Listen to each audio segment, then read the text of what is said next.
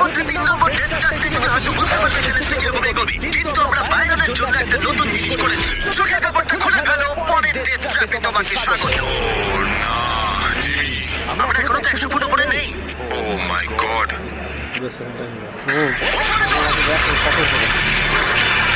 Balance game of ডেথে তোমাকে স্বাগত।